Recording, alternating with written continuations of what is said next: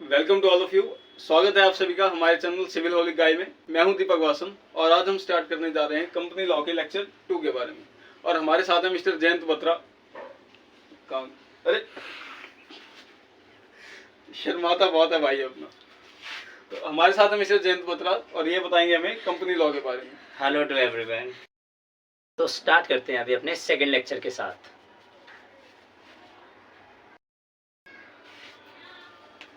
तो हम companies act तो पढ़ रहे हैं, लेकिन हमें उसके साथ बहुत सी और भी चीज़ें पढ़नी है, उसके बारे में अब बात करते हैं। First of all, companies act के अंदर कुछ 470 सेक्शंस हैं। अब 470 सेक्शंस कुछ एक पेज पे तो लिखे नहीं हो सकते, तो इसके लिए इन्हें चैप्टर्स के अंदर भी डिवाइड किया हुआ है। इसके लिए हमें कुछ 29 चैप्टर्स पढ़ने पड़ेंगे, उन्हें हम एक एक करके बिल्कुल डिस्कस करेंगे। और उसके साथ हमें कुछ रूल्स भी डिस्कस करने हैं। अब ये रूल्स होते क्या हैं, कई बार कंपनीज एक्ट बन तो गया, लेकिन गवर्नमेंट ने कुछ रूल्स नहीं डाले इसके अंदर। रूल्स इट मीन्स कुछ और भी गाइडलाइंस जो गवर्नमेंट ऐड करना चाहती थी, लेकिन वो पास नहीं हो पाई किसी वजह से। क्योंकि जब एक्ट बनता है तो उसे पास करवाना पड़ता है। अब उसे पास करवाने के लिए काफ़ी ज़्यादा मेजॉरिटी ऑफ पर्सन्स की ज़रूरत पड़ती है। तो इसलिए गवर्नमेंट ने क्या किया, कंपनीज एक्ट तो बना दिया, लेकिन ये जो रूल्स हैं गवर्नमेंट उसके लिए क्या करती है, रूल्स बनाने के लिए हमें किसी की परमिशन लेने की ज़रूरत नहीं पड़ती। तो इसीलिए गवर्नमेंट रूल्स कभी भी बना देती है। आप कभी भी आगे कंपनीज एक्ट में पढ़ेंगे, हम अभी आगे काफ़ी जगह पर ऐसा लिखा होगा एज मे बी प्रिस्क्राइब। तो उसका मीनिंग आप समझ जाना देखते ही कि वो रूल्स की बात कर रहे हैं, कि जो बात यहाँ पर नहीं की हुई कंपनीज एक्ट में वो इसके रूल्स के अंदर बताई जाएगी, जो कि मिनिस्ट्री ऑफ कॉर्पोरेट अफेयर्स ने बनाई है और उसके अंदर सेंट्रल गवर्नमेंट ने। अब बात करते हैं शेड्यूल के बारे में। सर शेड्यूल तो हम बनाएंगे ना उठने सोने का। अरे भाई रुको जरा, सब्र करो। शेड्यूल के बारे में मैं बात करता हूँ।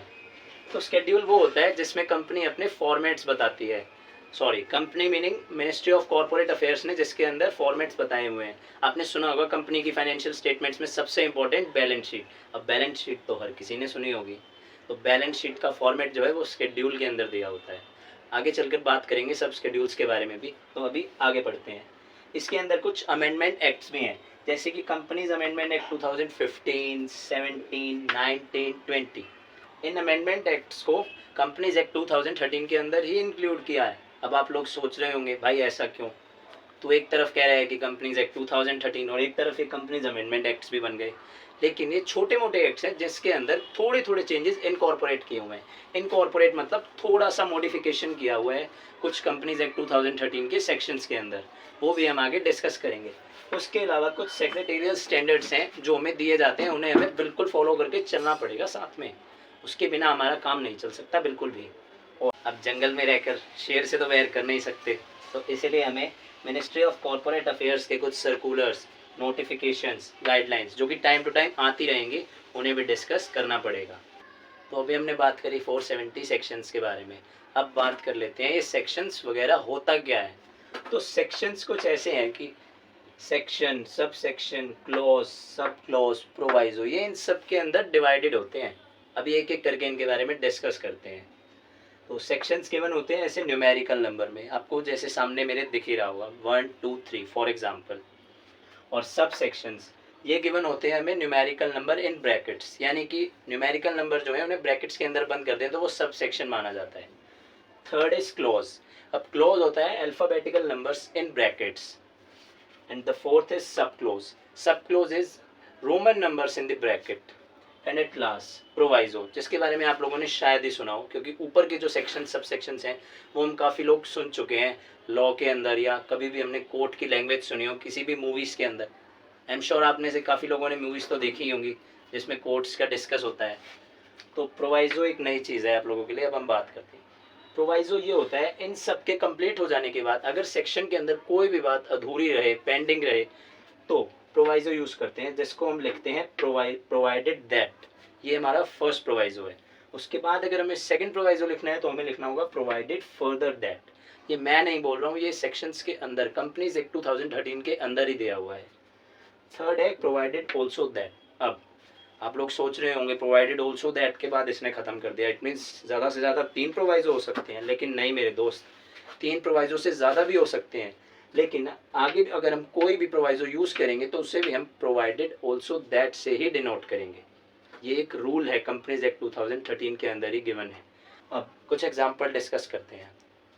अब ये दिया हुआ है सेक्शन 20। अब ये numerical number in bracket, alphabetical number in bracket, Roman number in bracket and the last is proviso. अब हम इसे पढ़ेंगे कैसे, मैं आपको पढ़कर दिखाता हूँ। सो हम इसे पढ़ेंगे section 20 sub section 2 clause A sub clause 2 provided that. अब हम इसे ऐसे पढ़ेंगे। और सेकंड सेक्शन 24 क्लॉज बी। अब आपने ये बिल्कुल, अब आपके दिमाग में ये चीज़ बिल्कुल आई होगी कि सीधा सेक्शन 24 के बाद क्लॉज क्यों लिख दिया, पहले सब सेक्शन आना चाहिए था। कई बार क्या होता है सीधा क्लॉजेज आ जाते हैं हमारे सेक्शंस के अंदर, जो कि ये पहले से ही प्री डिफाइंड होते हैं। ये सिचुएशन हार्डली 5 to 10% आएगी, बाकी हमेशा यही रूट चलेगा और यही चलता आ रहा है। लेकिन कई बार दिया हो तो हमें इसे ऐसे ही पढ़ना पड़ेगा, हम इसमें कोई भी चेंज नहीं कर सकते। तो आज के लिए इतना ही। अगर आपको लेक्चर पसंद आया हो तो वीडियो को लाइक कर देना और चैनल को सब्सक्राइब कर देना और please leave a comment. Thank you so much for watching. Bye.